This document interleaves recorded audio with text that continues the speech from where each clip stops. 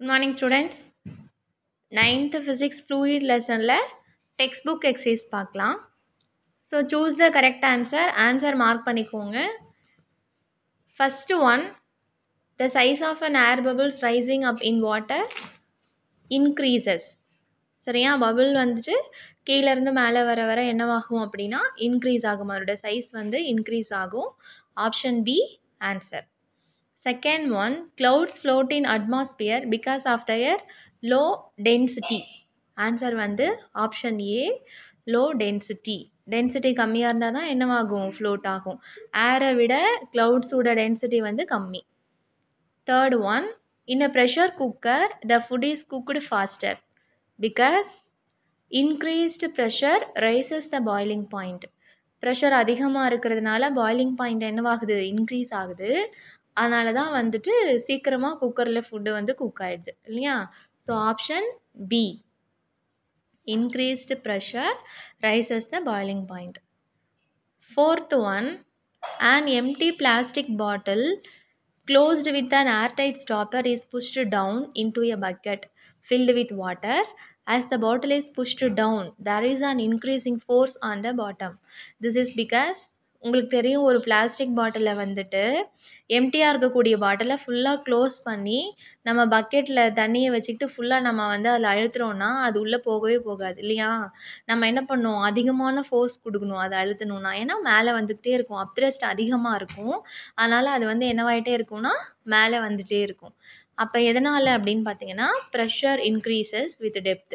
அப்போ டெப்த்து வந்து இன்க்ரீஸ் ஆச்சுன்னா ப்ரெஷர் வந்து என்ன ஆகும், இன்க்ரீஸ் ஆகும். அப்போ ஆழமாக போக போக நம்ம அதிகமான ப்ரெஷர் கொடுக்கணும். Option C answer. Pressure increases with depth. சரியா. அடுத்தது fill in the blanks பாருங்கள். The weight of the body immersed in a liquid appears to be less than its actual weight. The weight of the body immersed in a liquid. லிக்விடுக்குள்ளே வந்து ஒரு object வந்து immerse ஆகிருக்கு அப்படின்னா actual வெயிட்டை விட எப்படி இருக்கும், வெயிட் வந்து கம்மியாக இருக்கும் இல்லையா. ஸோ இப்போ ஆன்சர் வந்து less than actual wait. Less, LESS, less than actual weight. Second one, the instrument used to measure atmospheric pressure is barometer. Atmospheric ப்ரெஷரை மெஷர் பண்ணுறதுக்கு யூஸ் பண்ணக்கூடிய இன்ஸ்ட்ருமெண்ட் என்னது, barometer. BARO, barometer. METER, barometer. Third one, the magnitude of buoyant force acting on an object immersed in a liquid depends on density of the liquid. ஒரு object வந்து immerse ஆகிருக்கு லிக்விடில் அப்படின்னா அது எதை depend பண்ணியிருக்கும், அது மேலே ஆக்ட் ஆகக்கூடிய பயான் ஃபோர்ஸ் வந்து எதை டிபெண்ட் பண்ணியிருக்கும் அப்படின்னா டென்சிட்டியை டிபெண்ட் பண்ணி. டென்சிட்டி அதிகமாக இருந்தால் அதிகமான பயான் ஃபோர்ஸ் இருக்கும், டென்சிட்டி கம்மியாக இருந்தால் கம்மியான பயான் ஃபோர்ஸ் இருக்கும். So magnitude of buoyant force acting on an object immersed in a liquid depends on density of the liquid. Answer is density. DENSITY, density.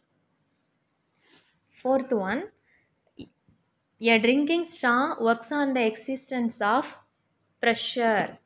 A drinking straw works on the existence of pressure. Pressure principle, அதாவது pressure அதிகமாக இருந்ததுன்னா நமக்கு தெரியல chuck பண்ணும் பொழுது ஏர் வந்து ப்ரெஷருக்கு தகுந்த மாதிரி தான் மேலே வரும் இல்லையா. ப்ரெஷர் அதிகமாச்சுன்னா ஹை ப்ரெஷர்லேருந்து லோ ப்ரெஷருக்கு போகும். அப்போ கீழே வந்து ஹை ப்ரெஷர், மேலே நம்ம சக் பண்ணும் பொழுது மேலே வந்துடும். அந்த ஸ்ட்ரா வந்து எந்த ப்ரெஷர் எதை டிபெண்ட் பண்ணி ஒர்க் ஆகுதுன்னு பார்த்தீங்கன்னா ப்ரெஷர். PRESSURE, pressure. ஃபோர்த் ஒன்னுக்கு ஆன்சர் வந்து pressure. Third Roman, state whether true or false. If false correct the statement. ட்ரூவா ஃபால்ஸாக சொல்லணும், ஃபால்ஸ்னால் கரெக்டான ஸ்டேட்மெண்ட் எழுதணும். ஃபஸ்ட் ஒன் பாருங்கள். The weight of the fluid displaced determines the buoyant force on it. Okay, இப்போ weight of the fluid வந்துட்டு வெளியே போகக்கூடிய ஃப்ளூயிடோடைய வெயிட்டை எதை டிட்டர்மைன் பண்ணும் அப்படின்னு பார்த்தீங்கன்னா பயான் ஃபோர்ஸு. கரெக்டு தான். ஃபஸ்ட் ஆப்ஷன் வந்துட்டு ஃபஸ்ட்டு ஒன் வந்து கரெக்ட் ஸ்டேட்மெண்ட்டு, ட்ரூ. ஃபஸ்ட்டு ஒன்னுக்கு true. Second one, the shape of an object helps to determine whether the object will float or not. ஒரு ஆப்ஜெக்ட் வந்து ஃப்ளோட் ஆகுதா அல்லது இம்மர்ஸ் ஆகுதா அப்படிங்கிறது அந்த ஆப்ஜெக்டோட ஷேப்பை டிபெண்ட் பண்ணியிருக்கும் அப்படின்றாங்க. ஷேப்பை டிபெண்ட் பண்ணி இருக்காது. ஃபால்ஸு. Statement falls. அப்போ கரெக்ட் ஸ்டேட்மெண்ட் என்ன? டென்சிட்டி. சரியா? ஷேப்பை எடுத்துகிட்டு நம்ம என்னென்னு எழுதணும்னா டென்சிட்டி. டென்சிட்டி. சரியா? The density of an object helps to determine whether the object will float or not. Third one, the foundations of high-rise buildings are kept wide so that they may exert more pressure on the ground. So இங்கே என்ன சொல்கிறாங்க அப்படின்னு பார்த்தீங்கன்னா, the foundations of high-rise buildings are kept wide. Foundations வந்து வைடாக இருக்குது. அப்போது area அதிகமாக இருக்குன்னா ப்ரெஷர் கம்மியாக இருக்கும் இல்லையா? ஸோ இவங்க என்ன சொல்கிறாங்கன்னா, exert more pressure on the ground அப்படின்றாங்க. நம்ம படிச்சிருக்கோம் pressure is inversely proportional to force இல்லையா? இப்போ ஃபார்முலா ப்ரெஷருக்கு வந்து என்னது ஏரியா பர் த்ரெஸ் பர் ஏரியா தானே ப்ரெஷருக்கு ஃபார்முலா. அப்போ ஏரியா அதிகமாக இருந்துச்சுன்னா ப்ரெஷர் கம்மியாக இருக்கும். ப்ரெஷர் அதிகமாக இருக்குன்னா ஏரியா கம்மியாக இருக்குன்னு அர்த்தம். அப்போ இங்கே ஏரியா வைடாக இருக்குன்னா ப்ரெஷர் கம்மியாக இருக்கணும் இல்லையா? ஸோ அப்போ தேர்ட் ஸ்டேட்மெண்ட்டு ஃபால்ஸு. அப்போ கரெக்ட் ஸ்டேட்மெண்ட் என்ன பண்ணுவீங்க?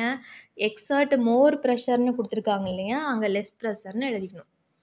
So that they may exert less pressure on the ground.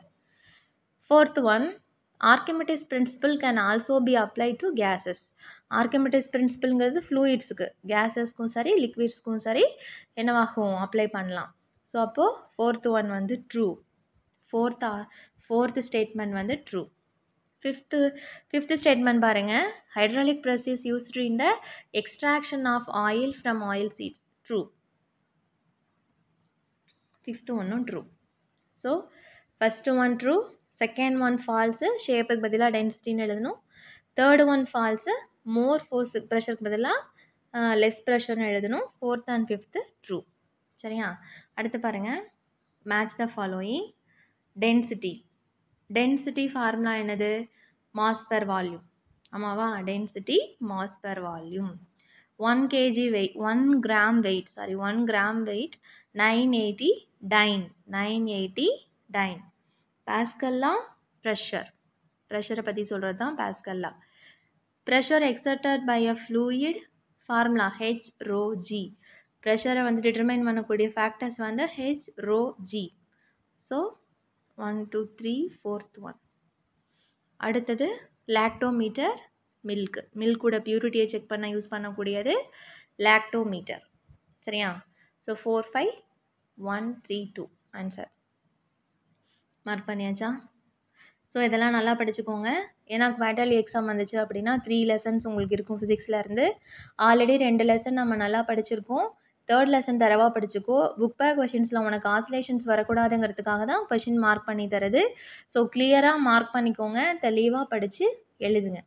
So இது வரைக்கும் 1 to 3 வரைக்கும் இருக்கக்கூடியது ஃபுல்லாக படித்து எழுதி ஹோம்ஒர்க்காக எழுதி சென்ட் பண்ண பார்க்கலாம். 4 வரைக்கும், 4th ரோமன் வரைக்கும். நெக்ஸ்ட்டு தமிழ் மீடியம் பாருங்கள்.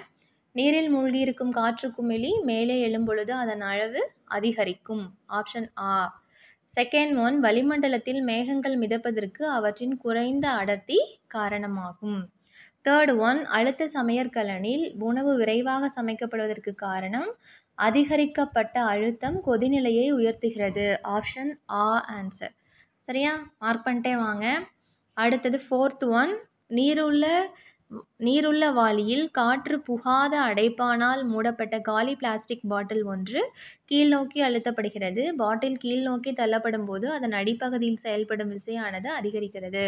இதற்கான காரணம் என்ன அப்படின்னு பார்த்தீங்கன்னா, ஆழம் அதிகரிக்கும் பொழுது அழுத்தம் அதிகரிக்கும். ஆழம் அதிகரிக்கும் போது அழுத்தம் அதிகரிக்கும். அடுத்து கோடிட்ட இடங்களை நிரப்புக. பொருளானது திரவத்தில் மூழ்கி இருக்கும் பொழுது உணரப்படும் எடையானது அதன் உண்மையான எடையை விட குறைவாக தோன்றும். குறைவு ஆன்சர். வளிமண்டல அழுத்தத்தை அளவிட பயன்படும் கருவி காற்றழுத்தமானி.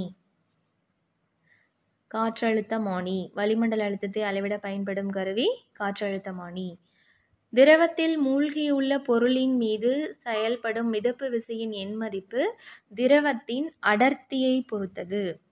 திரவத்தின் அடர்த்தியை பொறுத்தது. அடர்த்தி ஆன்சர். பழரசம் அருந்த பயன்படும் உறிஞ்சி குழல் அழுத்தம் மூலம் வேலை செய்கிறது. அழுத்தம். 4th டாஸ்க அழுத்தம். அடுத்தது சரியா தவறா பாருங்க. இடப்பெயர்ச்சி செய்யப்பட்ட நீரின் எடை மிதப்பு விசையை தீர்மானிக்கிறது. சரி. ஃபர்ஸ்ட் ஆப்ஷன் வந்து சரி. ஒரு பொருளின் வடிவம் அப்பொருள் மிதக்குமா இல்லையா என்பதை தீர்மானிக்கிறது. தவறு.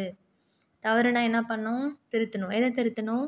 அந்த வடிவத்தை தூக்கிட்டு அடர்த்தி அப்படின்னு போட்டுக்கணும். ஒரு பொருளின் அடர்த்தி அப்பொருள் மிதக்குமா இல்லையா என்பதை தீர்மானிக்கிறது. சரியா? 3rd ஒன், மிக உயரமான கட்டிடங்களின் அடிபாகம் அகலமாக இருப்பதால் கட்டடம் அதிக அழுத்தத்தை புவியின் மீது செலுத்துகிறது. கிடையாது. அதாவது பரப்பு அதிகமாக இருந்தால் அழுத்தம் வந்து குறையும். சரியா? ஸோ அப்போ இங்கே வந்து ஸ்டேட்மெண்ட் வந்து ஃபால்ஸு. தவறு. கரெக்ட் பண்ணோம். எப்படி திருத்துவேன்? அதிக அழுத்தத்தை அப்படிங்கிறது அதிகம் அதை எடுத்துட்டு குறைந்த அழுத்தத்தை புவியின் மீது செலுத்துகிறது.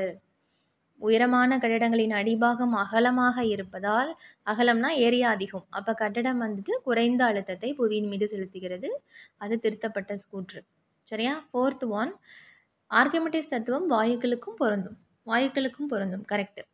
நீரியல் அழுத்தி எண்ணெய் வித்துக்களிலிருந்து எண்ணெய் எடுக்க பயன்படுகிறது. அதுவும் கரெக்ட். ஸோ ஸ்டேட்மெண்ட் வந்து 4, 5, 1 சரி, 2, 3 தவறு. சரியா? ஸோ தவறுனா திருத்தி எழுதிக்கோ. அடுத்தது 4th ரோமன், பொறுத்துக.